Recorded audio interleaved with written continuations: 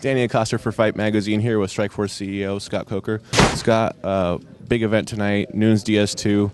How do you feel about the fight? It was an unbelievable fight tonight. I think that, lately we've been seeing a lot of fights that kind of go up and down or just stay down, but I haven't seen a striking fight of this quality and caliber probably in this building or any fight that we've done. So I'm proud of both those guys. They're both warriors, and it's the better man won tonight. We're seeing the new Strikeforce logo debuting here today. It was on the gloves. It's behind us right now. Will we be seeing that on Nick Diaz's welterweight title and the other titles as well? Yeah, absolutely. We're going to make all the changes, and we're doing it. And by December, we'll have everything changed over. I think it looks a lot cleaner. I think it's something that CLI, a company that we're working with to do our licensing now. Bruce Pettit, a good friend of mine that brought his artists in and created these logos, and very happy. And it's going to be something you'll see in the game, on the DVDs, everything in the future. You mentioned the game and the DVDs, the logo, rechange. What are some of the other things that you guys are working on to grow the Strikeforce brand? Well, like I said, we're working on a couple of TV projects, and those things take time and very slow. And every time you think you're right there, and then it's another 6 months gets pushed back, or 3 months, or something happens. So we're going to continue working on those TV projects, but we have an amazing relationship with Showtime, and Ken Hirschman and the guys over there make all this possible. So we're happy to be on Showtime, and they've helped us a lot, and they allowed us to put these fights together. And very thankful, because this has been my dream, is to put these fights together, put the best fights in the world together in the cage, and that's what we're doing now. Is a reality show a possibility? Oh, absolutely. I mean, there's definitely good dialogue on that front. Mm-hmm. With Nick Diaz winning this fight, his future is whatever you want it to be. Is the Mayhem Miller fight your first priority when it regards to Nick? I'll tell you, it's not the first priority, but I definitely think it's a fight that should happen. And these guys want to do it, and they want to fight each other. But in Nick's weight class, there are, because Mayhem's a weight above, but in Nick's weight class, there are a bunch of fights that I'd love to put together with, and I think Cyborg is one of them. Evangelista Cyborg, Paul Daly and Nick would be just an unbelievable fight, and and we'll see how things go. But that's my immediate thought on it. Under what terms do you see the Mayhem Miller Diaz fight happening? Because Nick seems to want Mayhem to come down to 180 or to 170, and Mayhem says, well, Diaz fought at 180 before. Why not fight it there again? You know what? I really can't answer that right now, but I can tell you this: the fights that we wanted to put together, we've been able to put together. So I'll give Nick a couple weeks off, and then we'll start having a conversation about who he fights, because maybe he wants to stay 170 and just keep it right there, and then that fight might be tough to put together, but I think we'll be able to work it out. Josh Thompson had a win tonight over Diaz Cavalcanti. Did you feel that he won that fight? And also the Thompson-Melendez 3 fight, is that also in your immediate future? Well, the first answer is I didn't see the whole fight card. I didn't see the whole fight. I was in the back working, running around, and so I didn't see the whole match. But I knew that Josh was in trouble a couple of times. I don't want to second guess the judges.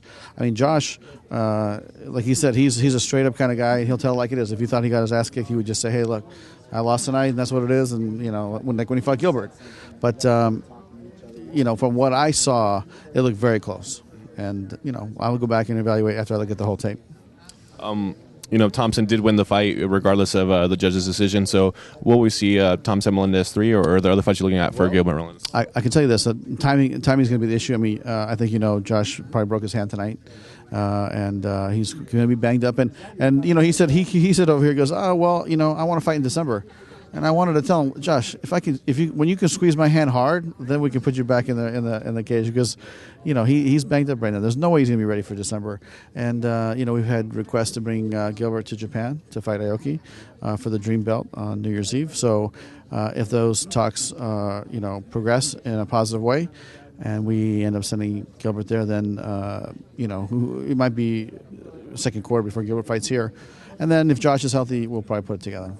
We just finished speaking to Cavalcanti, and he informed us that Dream has not paid him for his last fight in their organization. Being that you guys have a working relationship with Dream, what does that say when their organization isn't paying their fighters, and especially a fighter who's in your organization and you're taking care of? Well, here's the thing: every fighter that we've sent, we sent Nick Diaz over there, we sent KJ Nunes. Every fighter that we've sent, we have made sure they got paid.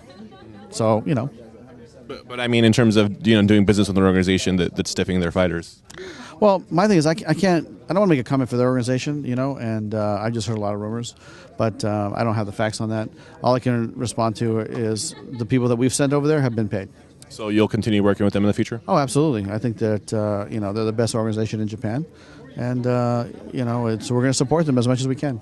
Would you like to increase that relationship going forward? Really stepping up the talent exchange and having title versus title kind of fights. I think we've already done that. I mean, I think Aoki came here, and which was no easy task. It took me a year to put that together. And we've sent Nick over there. We've sent KJ over there. And if it works out for Gilbert, I mean, that means we sent 3 fighters in a year. I'd love to have Kawajiri come fight here, to fight either Josh Thompson or in a rematch with Gilbert, or maybe even Jay-Z. I mean, he's an amazing fighter. And I think that his pace and his intensity would cross over very well in the Strikeforce cage. What are you most excited about for Strikeforce in the next year? I'd say there's a lot of great things. I mean, we were just talking about the Strikeforce, the DVD that's coming out, the new branding of the logo. We have some exciting stuff with different television properties that we're working on that I think will come to fruition early next year. We have the amazing fights on Showtime that we're going to continue to put together. But when you talk about, there's the company part, then there's the fight part. As far as a fight fan, I can't wait to see all these heavyweights fight each other. And really, that's what I'm really pumped about, because you are going to see it happen, and it's not going to be, a heavyweight that's, I don't want to fight that guy, I don't fight that guy. And when it's time, they'll all fight each other, and we're going to make sure that happens. Does that include Fedor, and is Josh Barnett his first opponent? You know what? We will include it, Fedor. For how long, we'll see.